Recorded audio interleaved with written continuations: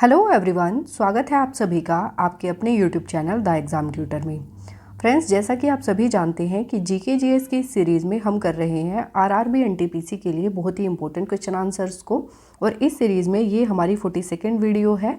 इससे पहले 41 question papers की वीडियोज़ मैं अपलोड कर चुकी हूँ, उनका लिंक आपको डिस्क्रिप्शन में मिल जाएगा। अगर आपने वो वीडियोज़ नहीं देखी हैं तो प्लेलिस्ट में जाकर देख सकते हैं। इन वीडियोस में आपको वही क्वेश्चंस मिलते हैं जो कि या तो प्रीवियस ईयर में एग्ज़ाम में पूछे जा चुके हैं या फिर जिनके पूछे जाने की पॉसिबिलिटीज़ काफ़ी ज़्यादा होती है। फ्रेंड्स देखिए, वैसे तो ये वीडियो जो है आरआरबी एनटीपीसी के एग्ज़ाम को ध्यान में रखते हुए बनाई गई है, लेकिन अगर आप किसी भी एग्ज़ाम की तैयारी करते हैं जिसमें जीएस पोर्शन एक इम्पोर्टेंट रोल प्ले करता है तो ये वीडियो आपके लिए काफ़ी हेल्पफुल रहने वाला है। तो वीडियो में एंड तक ज़रूर बने रहिएगा। तो चलिए बिना देरी करते हुए बढ़ते हैं अपने क्वेश्चंस की ओर, जिसमें हमारा फर्स्ट क्वेश्चन है, the Himalayan mountain range is a kind of. Himalaya पर्वत श्रृंखला एक प्रकार की है। तो देखिए फ्रेंड्स, हिमालय माउंटेन रेंज किस प्रकार की श्रृंखला है ये पूछा है क्वेश्चन में। तो हिमालय पर्वत श्रृंखला जो है ये फोल्ड माउंटेन्स है या वलित पर्वत इन्हें कहा जाता है। वलित पर्वत का निर्माण तब होता है जब दो टेक्टोनिक प्लेट्स टकराती हैं, और दो टेक्टोनिक प्लेट्स के टकराने से जो है वलित पर्वतों का निर्माण होता है।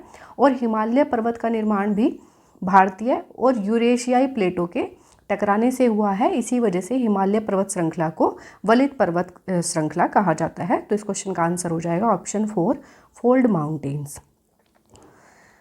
नेक्स्ट क्वेश्चन देख लेते हैं। नेक्स्ट क्वेश्चन है हमारा, Tehri dam built on the river Bhagirathi is situated on which of the following states. Bhagirathi नदी पर बना टिहरी बांध निम्नलिखित में से किस राज्य में स्थित है। तो देखिए फ्रेंड्स, भगीरथी नदी पर बना जो टिहरी बांध है, ये टिहरी बांध उत्तराखंड के टिहरी गढ़वाल जिले में स्थित है, इसीलिए इसको टिहरी बांध कहा जाता है। और ये भारत का सबसे ऊंचा बांध है। भारत का सबसे ऊंचा बांध कौन सा है? टिहरी बांध है, जो कि कौन कौन सी नदियों पर बना है? भगीरथी और भिलांगना नदी के संगम पर बना हुआ है टिहरी बांध। इसे स्वामी राम तीर्थ सागर, स्वामी राम तीर्थ सागर बांध के नाम से भी जाना जाता है। और इसका जो निर्माण है ये 1978 में शुरू हुआ था और कंप्लीट कब हुआ? तो 2006 में। याद रखिएगा। तो ये कहाँ पर है? जो टिहरी डैम है ये है उत्तराखंड के टिहरी गढ़वाल जिले में। तो इस क्वेश्चन का आंसर हो जाएगा ऑप्शन 2। फ्रेंड्स देखिए, इस वीडियो के लास्ट में मैंने आपके लिए एक क्वेश्चन ऑफ द डे भी रखा है। उस क्वेश्चन का आंसर आपको कमेंट बॉक्स में कमेंट करके देना है। अगर आप इस वीडियो को ध्यान से देखते हैं तो उस क्वेश्चन का आंसर आपको इसी वीडियो में मिल जाएगा। तो याद रखिएगा, आपको वीडियो को बहुत ही ध्यान से देखना है। नेक्स्ट देख लेते हैं। नेक्स्ट क्वेश्चन है हमारा, the Malpighian tubules are characteristics of. Malpighian नलिकाओं किसकी विशेषता है? तो देखिए फ्रेंड्स, मेलपिगियन जो ट्यूब्यूल्स हैं ये आर्थ्रोपोडा का जो कैरेक्टर है ये स्पेशल कैरेक्टर होता है। मेलपिगियन ट्यूब्यूल्स किस में पाया जाता है? आर्थ्रोपोडा में पाया जाता है। और इसमें इंक्लूडिंग इंसेक्ट्स भी इसमें आते हैं। और ये जो मेलपिगियन ट्यूब्यूल्स हैं ये क्या है? ये एक्सक्रीटरी ऑर्गन होते हैं। क्या? एक्सक्रीटरी ऑर्गन होते हैं किसके? आर्थ्रोपोडा के। और ये आर्थ्रोपोड्स की एलिमेंट्री कैनाल में पाए जाते हैं। एलिमेंट्री कैनाल, ये भी याद रखिएगा। तो काफ़ी इंपॉर्टेंट है, याद रखिएगा। इस क्वेश्चन का आंसर हो जाएगा आर्थ्रोपोडा। मेलपिगियन ट्यूब्यूल्स किस में पाई जाती हैं? आर्थ्रोपोड्स में पाई जाती हैं। नेक्स्ट देख लेते हैं। नेक्स्ट क्वेश्चन है हमारा, river Ganga does not pass through which of the following states. Ganga नदी निम्नलिखित में से किस राज्य से होकर नहीं गुजरती है। तो फ्रेंड्स, इस क्वेश्चन का आंसर करने के लिए आपको पता होना चाहिए कि गंगा नदी किन किन स्टेट से होकर के गुजरती है। तो गंगा नदी जो है ये 5 राज्यों से होकर के गुजरती है। कौन कौन से? तो उत्तराखंड, उत्तर प्रदेश, बिहार, झारखंड और वेस्ट बंगाल या पश्चिम बंगाल से होकर के गुजरती है गंगा नदी। तो ये 5 राज्य हैं, उत्तराखंड, उत्तर प्रदेश, बिहार, झारखंड और वेस्ट बंगाल। इन राज्यों से होकर के जो है गंगा नदी गुजरती है। अब ऑप्शन देख लेते हैं। तो देखिए फ्रेंड्स, इसमें मध्य प्रदेश दिया है, तो मध्य प्रदेश राज्य से होकर के गंगा नदी नहीं गुजरती है। तो इस क्वेश्चन का आंसर यही हो जाएगा ऑप्शन 3। नेक्स्ट देख लेते हैं। नेक्स्ट क्वेश्चन है हमारा, euro is the common currency of which of the following international groupings. Euro निम्नलिखित में से किस अंतर्राष्ट्रीय समूह की सामान्य मुद्रा है? तो देखिए फ्रेंड्स, यूरो जो करेंसी है ये यूरोपियन यूनियन यानी कि यूरोपीय संघ की करेंसी जो है क्या है? यूरो है। यूरोपियन यूनियन में जो यूरो जोन में शामिल देश हैं उनकी जो करेंसी होती है वो यूरो होती है। यूरो जोन में शामिल देश कौन कौन से हैं? तो देखिए कुछ एग्जाम्पल देख लेते हैं। तो जैसे ऑस्ट्रिया, ऑस्ट्रिया इसमें शामिल है। Belgium, Belgium, Germany, Germany, France, France है। फिनलैंड है, फिनलैंड है। और कौन कौन से हैं? ग्रीस हो गया, ग्रीस, आयरलैंड, आयरलैंड है इसमें। और साइप्रस, साइप्रस, एस्टोनिया। तो ये सब जो कंट्री हैं ये यूरोजोन में शामिल हैं और इनकी जो करेंसी है क्या है? यूरो है। अगर आपसे कोई भी सेपरेट भी क्वेश्चन पूछ लिया जाए जैसे कि ऑस्ट्रिया देश की करेंसी क्या है, तो आप आंसर कर पाएंगे यूरो जो है ऑस्ट्रिया की करेंसी है। तो याद रखिएगा इस क्वेश्चन का आंसर हो जाएगा ऑप्शन 4। नेक्स्ट देख लेते हैं। नेक्स्ट क्वेश्चन है हमारा, कौटिल्य इन अर्थशास्त्र has mentioned how many sources of law. अर्थशास्त्र में कौटिल्य ने कानून के कितने स्रोतों का उल्लेख किया है? तो देखिए फ्रेंड्स, सबसे पहला क्वेश्चन तो ये काफ़ी इंपॉर्टेंट है कि अर्थशास्त्र किसके द्वारा लिखी गई है? तो अर्थशास्त्र लिखी गई है कौटिल्य के द्वारा। किसके द्वारा? कौटिल्य के द्वारा लिखी गई है अर्थशास्त्र। और अर्थशास्त्र में कौटिल्य ने कानून के कितने स्रोतों का उल्लेख किया है? तो 4 का। 4 स्रोतों का उल्लेख किया गया है। कौन कौन से? धर्म, व्यवहार, व्यवहार, चरितम, चरितम और राज्य शासन। इन 4 स्रोतों का उल्लेख किया गया है अर्थशास्त्र में। तो याद रखिएगा इस क्वेश्चन का आंसर हो जाएगा ऑप्शन 1 4। नेक्स्ट देख लेते हैं। नेक्स्ट क्वेश्चन है हमारा, which of the following soil particles are the finest in their size. निम्नलिखित में से कौन सा मिट्टी का कण अपने आकार में सबसे अच्छा होता है या फाइनेस्ट होता है या सबसे छोटा होता है? तो जो क्लेई मिट्टी होती है, क्लेई होती है, इसका जो इसके जो कण का आकार होता है ये काफ़ी छोटा होता है। ये 0.002 से भी कम होता है इसका व्यास, इसके कणों का व्यास। तो याद रखिएगा इस क्वेश्चन का आंसर हो जाएगा हमारा ऑप्शन 4 क्लेई। नेक्स्ट देख लेते हैं। नेक्स्ट क्वेश्चन है हमारा, the book clear light of day has been written by. Clear light of day पुस्तक किसके द्वारा लिखी गई है? तो ये जो पुस्तक है क्लियर लाइट ऑफ डे ये लिखी गई है अनीता देसाई के द्वारा। और कब लिखी गई है? तो 1980 में ये पुस्तक लिखी गई थी इनके द्वारा। तो याद रखिएगा इस क्वेश्चन का आंसर हो जाएगा ऑप्शन 1 अनीता देसाई के द्वारा लिखी गई है clear light of day. Next question की तरफ बढ़ते हैं। नेक्स्ट क्वेश्चन है हमारा, the net national product can be calculated by subtracting depreciation from. शुद्ध राष्ट्रीय उत्पाद की गणना किसमें से मूल्यह्रास घटाकर की जा सकती है? तो देखिए फ्रेंड्स, जो ग्रॉस नेशनल प्रोडक्ट होता है, ग्रॉस नेशनल प्रोडक्ट यानी कि सकल राष्ट्रीय उत्पाद, इसमें से अगर मूल्यह्रास यानी कि डेप्रिशिएशन को घटा दिया जाए तो हमें क्या मिलता है? ये मिलता है नेट नेशनल प्रोडक्ट। याद रखिएगा GNP, GNP minus depreciation is equal to क्या मिलता है हमें? Net national product. तो यही पूछा था इस क्वेश्चन में, आंसर हो जाएगा ग्रॉस नेशनल प्रोडक्ट या सकल राष्ट्रीय उत्पाद, ऑप्शन 3। नेक्स्ट देख लेते हैं। नेक्स्ट क्वेश्चन है हमारा, which of the following is most often used in food industry as a chemical leavening agent in baked food such as cakes, muffins and cookies. खाद्य उद्योग में केक, मुफिन और cookies जैसे पके हुए खाद्य पदार्थों में रासायनिक रिसाव एजेंट के रूप में निम्नलिखित में से किसका सबसे अधिक उपयोग किया जाता है? तो रिसाव एजेंट के रूप में खाद्य पदार्थों में किसका उपयोग किया जाता है? सोडियम बाइकार्बोनेट, सोडियम बाइकार्बोनेट का इस्तेमाल किया जाता है। तो इस क्वेश्चन का आंसर हो जाएगा ऑप्शन 3। नेक्स्ट देख लेते हैं। नेक्स्ट क्वेश्चन है हमारा, the market structure called monopoly exist where there dash in any market. एकाधिकार नामक बाजार संरचना वहाँ मौजूद होती है जहाँ किसी बाजार में होता है।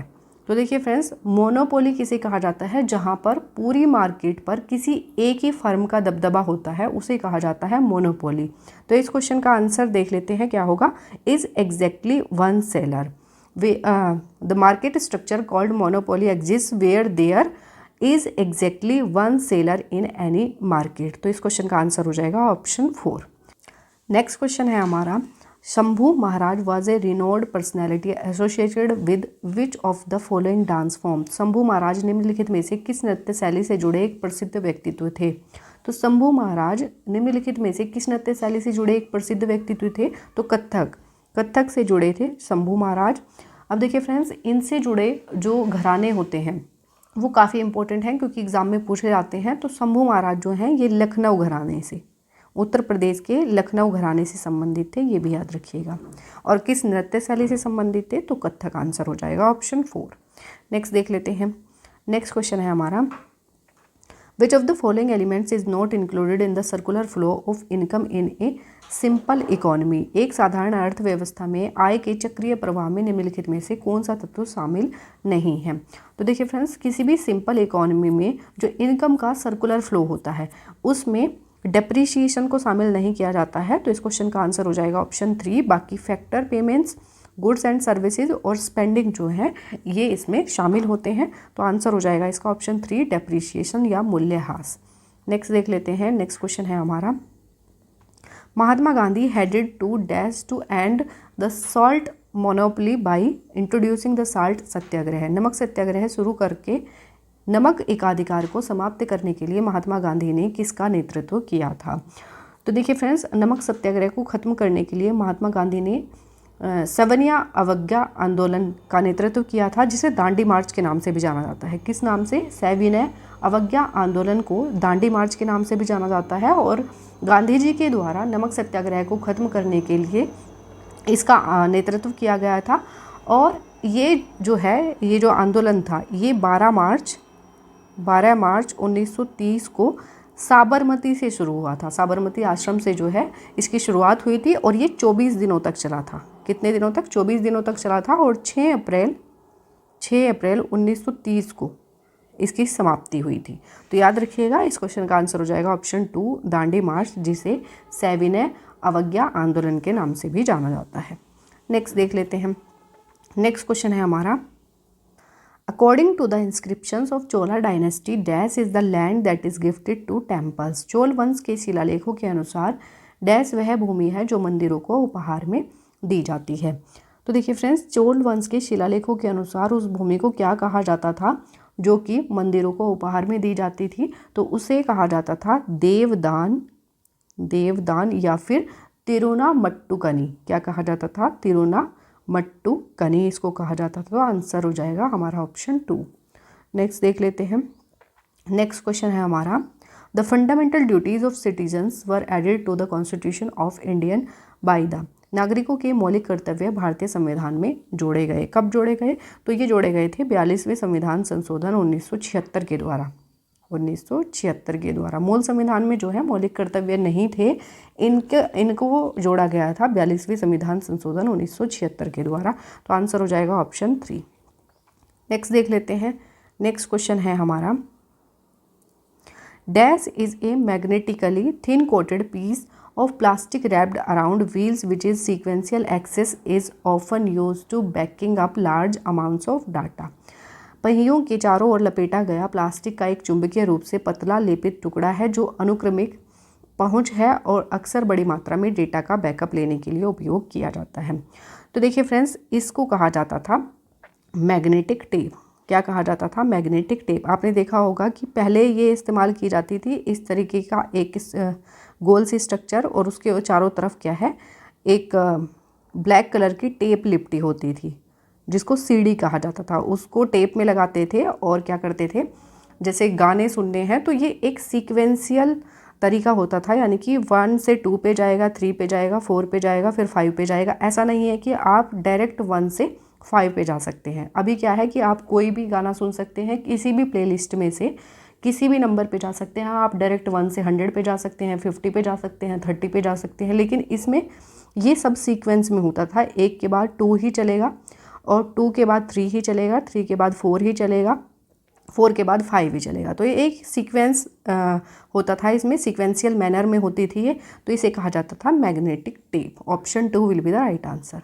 नेक्स्ट देख लेते हैं। नेक्स्ट क्वेश्चन है हमारा, the Prayag Sangeet Samiti at Prayagraj was established in the year dash to teach Hindustani classical music? Hindustani शास्त्रीय संगीत सिखाने के लिए प्रयागराज में प्रयाग संगीत समिति की स्थापना किस वर्ष में की गई थी? तो देखिए फ्रेंड्स, हिंदुस्तानी शास्त्रीय संगीत सिखाने के लिए प्रयागराज में प्रयाग संगीत समिति की स्थापना की गई थी 1926 में। कब की गई थी? 1926 में इसकी स्थापना की गई थी और इसकी स्थापना बाबू बैजनाथ सहाय और मुंशी कन्हैया लाल के द्वारा जो है इसकी स्थापना की गई थी। इसका उद्देश्य क्या था? तो इसका उद्देश्य था भारतीय शास्त्रीय संगीत को बढ़ावा देना और उसको आम लोगों तक पहुंचाना। तो इस क्वेश्चन का आंसर हो जाएगा हमारा ऑप्शन 3, 1926 में जो है प्रयाग संगीत समिति की स्थापना हुई थी। नेक्स्ट देख लेते हैं। नेक्स्ट है हमारा, which of the following neighbouring countries of India has the largest land area? निम्नलिखित में से भारत के किस पड़ोसी देश का क्षेत्रफल सबसे अधिक है? तो चाइना का। किसका? चाइना का जो है क्षेत्रफल सबसे अधिक है, जो भारत की नेबरिंग कंट्रीज़ हैं उनमें से। तो इस क्वेश्चन का आंसर हो जाएगा हमारा ऑप्शन 1। नेक्स्ट देख लेते हैं। नेक्स्ट क्वेश्चन है हमारा, the IPCC is United Nations body for assessing the science related to climate change. IPCC stands for. IPCC जलवायु परिवर्तन से संबंधित विज्ञान का आकलन करने वाली संयुक्त राष्ट्र संस्था है। IPCC का मतलब क्या है? तो देखिए फ्रेंड्स, IPCC जो है इसकी स्थापना किसके द्वारा की गई थी? तो WMO। WMO का मतलब क्या होता है? वर्ल्ड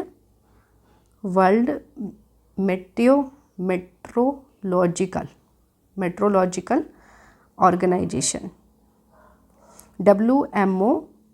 और किसके द्वारा इसकी स्थापना की गई थी? UNEP मतलब United Nations Environmental Programme. WMO और UNEP के द्वारा जो है इसकी स्थापना की गई थी। किसकी? IPCC की। और IPCC stands for inter governmental panel on climate change.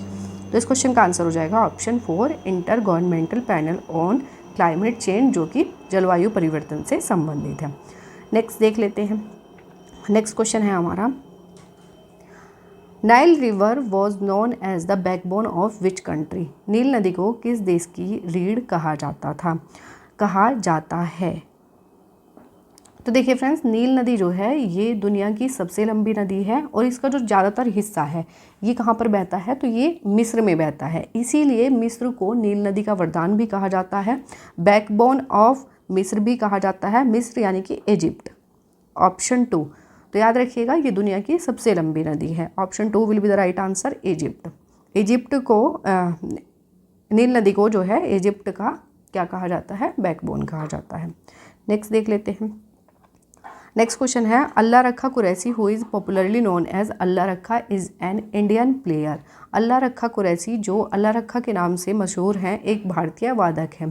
तो अल्लाह रखा कुरैशी या फिर अल्लाह रखा जो है ये किससे संबंधित है? तो ये तबला से संबंधित है। किससे? तबले से संबंधित है। नेक्स्ट देख लेते हैं।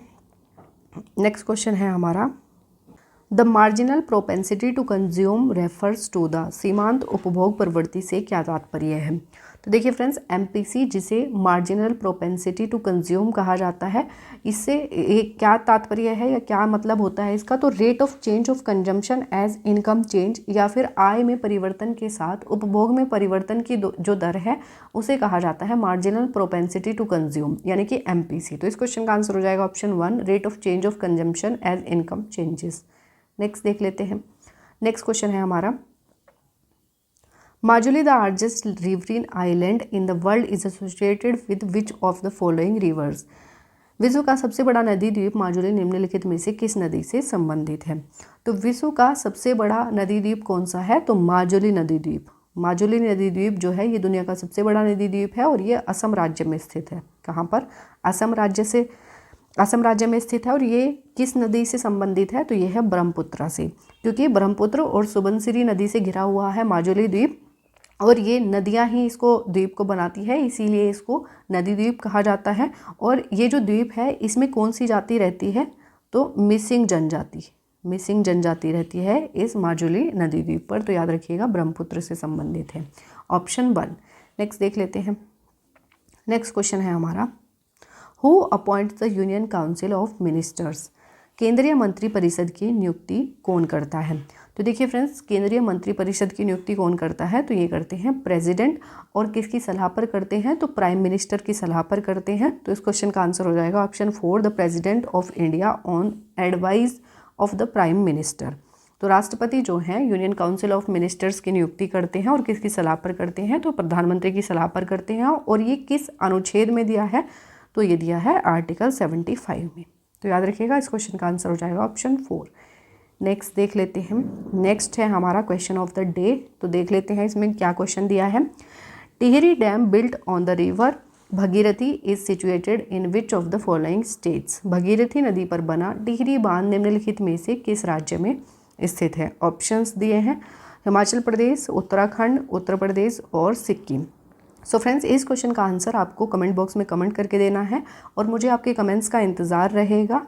तो इस वीडियो को हम यहीं पर सम अप करते हैं। आई होप ये वीडियो आपको पसंद आई होगी और ये वीडियो आपको अच्छी लगती है, हेल्पफुल लगती है तो वीडियो को लाइक और चैनल को सब्सक्राइब जरूर कर दीजिएगा। मिलेंगे नेक्स्ट वीडियो में नए क्वेश्चंस के साथ। तब तक के लिए wish you all the best, take care and thank you.